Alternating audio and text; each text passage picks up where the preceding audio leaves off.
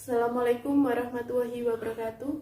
Perkenalkan, kami dari kelompok 2 yang beranggotakan saya Zuni Maulidia NIM 1861013 dan rekan saya Alifatu Febrianti NIM 1861035 dari kelas KP SMA 2018. Kami akan menyampaikan studi kelayakan bisnis dalam aspek lingkungan di bidang usaha peternakan unggas ayam yang berbadan hukum usaha CV. Perlu diketahui bahwa di dalam aspek lingkungan ada 3 hal yang perlu dikaji, yaitu lingkungan organisasi, lingkungan industri, dan lingkungan makro atau lingkungan jauh. Yang pertama adalah lingkungan organisasi. Di dalam lingkungan organisasi terdapat 2 aspek, yaitu strength atau kekuatan dan weakness atau kelemahan. Dalam usaha peternakan ayam pedaging dan ayam petelur memiliki beberapa kekuatan, diantaranya yang pertama yaitu biaya pemeliharaan cukup murah, dan yang kedua bibit ayam, petelur, dan pedaging mudah didapat. Yang ketiga, hasil yang didapat cukup menguntungkan karena harga ayam yang cukup stabil. Yang keempat yaitu informasi seputar usaha peternakan yang cukup mudah didapatkan. Di samping ada kekuatan, pasti ada kelemahan. Usaha peternakan memiliki kelemahan. Ada 3. Yang pertama, adanya permintaan konsumen yang fluktuatif karena telur dan daging ayam merupakan bahan makanan yang substitutif. Yang kedua, telur ayam dan daging ayam bersifat perishable atau mudah rusak sehingga harus dikonsumsi dengan segera. Yang ketiga, dampak pencemaran bau dari limbah peternakan yang sulit untuk dihindari. Berikutnya adalah mengkaji lingkungan industri. Di dalam lingkungan industri terdapat opportunity atau peluang dan threat atau ancaman. Beberapa peluang yang dimiliki oleh usaha peternakan diantaranya yaitu yang pertama, peraturan pemerintah mendukung perkembangan usaha peternakan.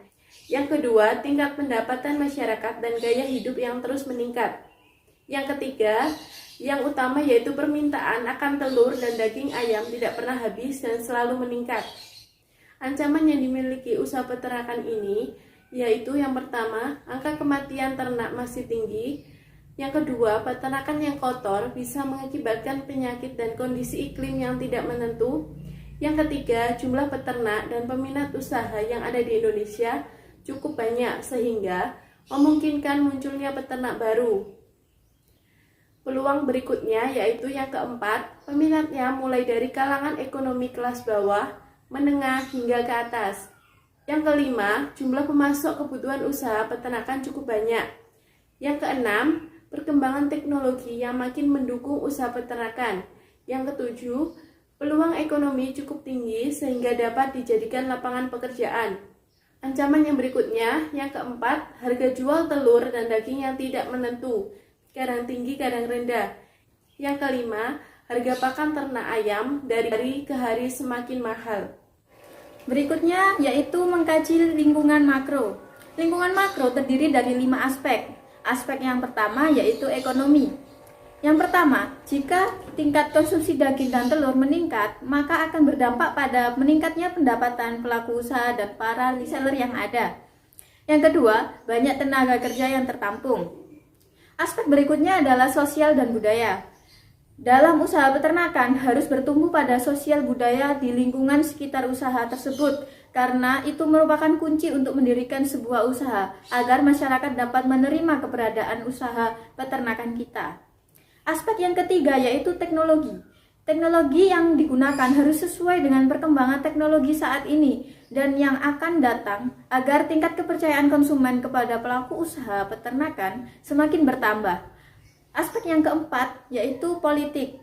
Dengan adanya kebijakan oleh pemerintah, misal saja diterapkannya PSBB, maka akan berpengaruh pada tingkat konsumsi telur dan daging ayam di lingkungan usaha tersebut. Aspek yang terakhir adalah AMDAL atau yang biasa disebut dengan analisis dampak lingkungan. Dapat dilihat dari peta konsep tersebut, usaha peternakan memiliki berbagai dampak yang ditimbulkan. Yang pertama yaitu limbah peternakan ayam berupa feses, sisa pakan, air dari pembersihan ternak, menimbulkan bau yang ditimbulkan oleh kandungan gas amonia atau NH3 yang tinggi, dan gas hidrogen sulfida atau H2S, dimetil sulfida, karbon disulfida, dan mekaptan. Penyebab bau sesungguhnya disebabkan oleh banyak faktor, mulai dari pakan yang diberikan, kandang yang digunakan, dan manajemen pembersihan kotoran kandang.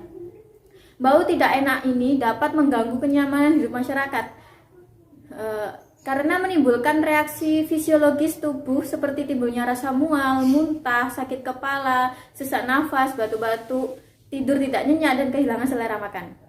Berdasarkan penelitian terdahulu, respon masyarakat akibat adanya usaha ternak ayam yaitu apatis, reaktif, dan kontra. Dampak sosial masyarakat akibat adanya usaha ternak ayam yaitu dampak negatif seperti bau kotoran ayam dan banyaknya lalat.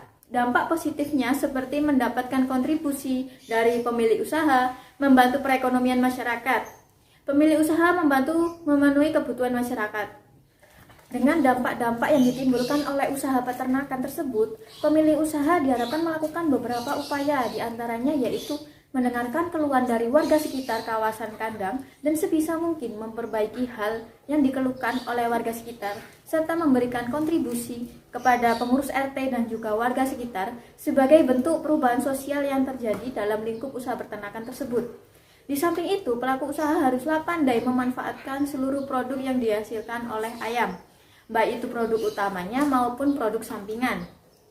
Dengan interaksi sosial dari kedua belah pihak yang saling menguntungkan akan menimbulkan hubungan yang baik antar pelaku usaha dengan masyarakat. Sekian presentasi yang dapat kami sampaikan. Kurang lebihnya kami mohon maaf. Wassalamualaikum warahmatullahi wabarakatuh.